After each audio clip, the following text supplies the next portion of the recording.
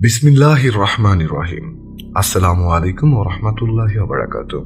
আলহামদুলিল্লাহ, আল্লাহ তাআলার অশেষ রহমতে আমরা আবারও পবিত্র রমজান মাসে প্রবেশ করেছি।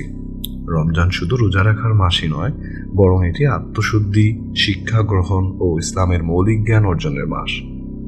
তাই এই পবিত্র মাসে আমরা শুরু করছি রমজানের 30 দিনে 30 নবীর গল্প ও শিক্ষা, যেখানে প্রতিদিন একজন নবীর জীবনী থেকে গুরুত্বপূর্ণ ঘটনা ও শিক্ষা তুলে ধরা হবে। আজকের আলোচনার বিষয় হযরত আদম আলাইহিস সালাম ও মানবজাতির সূচনা ও বিস্তার। আদম আলাইহিস সালাম প্রথম মানুষ ও প্রথম নবী। আল্লাহ তাআলা পৃথিবীতে মানবজাতির সূচনা করার জন্য প্রথম মানুষ হযরত আদম আলাইহিস সালামকে সৃষ্টি করেন। তিনি আদম আলাইহিস সালামকে মাটি দিয়ে সৃষ্টি করেন এবং তাকে জান্নাতে স্থান দেন। যখন তোমার রব ফেরেশতাদের বললেন, আমি পৃথিবীতে একজন প্রতিনিধি সৃষ্টি করতে যাচ্ছি, সূরা বাকারা আয়াত নং 30। আদম আলাইহিস সালামকে আল্লাহ বিশেষ জ্ঞান প্রদান করেন এবং তাকে সমস্ত নাম শেখান। এটি মানুষের জ্ঞান অর্জনের সামর্থ্য ও মর্যাদার প্রমাণ বহন করে। শয়তানের প্ররোচনা ও জান্নাত থেকে পৃথিবীতে আগমন। আল্লাহ আদম আলাইহিস সালাম ও হাওয়াকে জান্নাতে রাখেন এবং সেখানে সবকিছু ভোগ করার অনুমতি দেন, তবে একটি নির্দিষ্ট গাছের ফল খেতে নিষেধ করেন।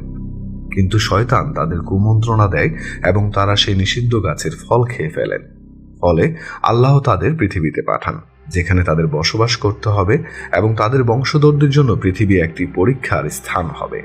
অতঃপর আদম তার রবের পক্ষ থেকে কিছু শব্দ পেলেন, ফলে তিনি তার তওবা কবুল করলেন। নিশ্চয়ই আল্লাহ তওবা কবুলকারী পরম দয়ালু, সূরা বাকারা আয়াত নং 37। এ থেকে আমরা শিখি যে মানুষ ভুল করতে পারে, কিন্তু আন্তরিক তওবা করলে আল্লাহ তাআলা তা মাফ করে দেন। মানব জাতির বিস্তার।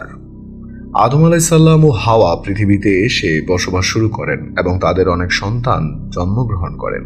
ইসলামী বর্ণনা অনুযায়ী প্রতিবার এক পুত্র ও এক কন্যা যমজ হিসেবে জন্ম নিতেন এবং আল্লাহর বিধান অনুযায়ী এক জন্মের সন্তান অন্য জন্মের সন্তানের সাথে বিবাহ বন্ধনে আবদ্ধ হতে পারত।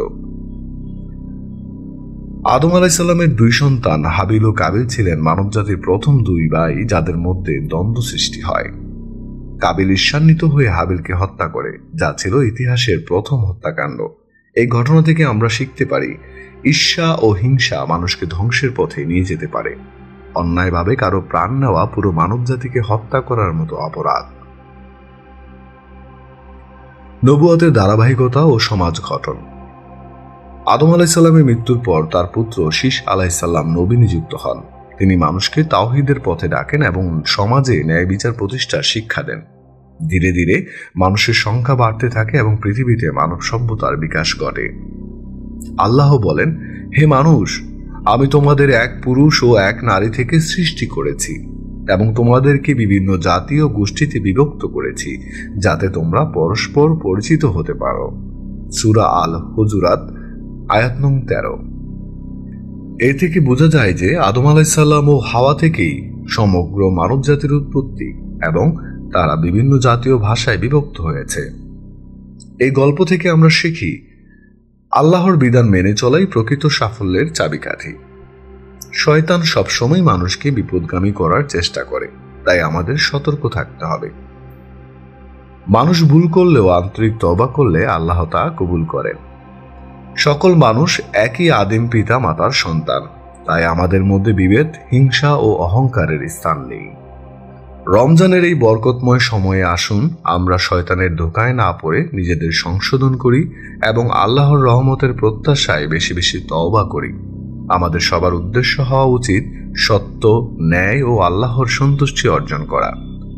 আগামীকাল আমরা আলোচনা করব হযরত শীশ আলাইহিস সালামের নবুয়তের ধারাবাহিকতা নিয়ে, ইনশাআল্লাহ। সে পর্যন্ত সবাই ভালো থাকবেন, সুস্থ থাকবেন। রমজানুল মোবারক। ইমু ইমরান, বিএনএন টিভি।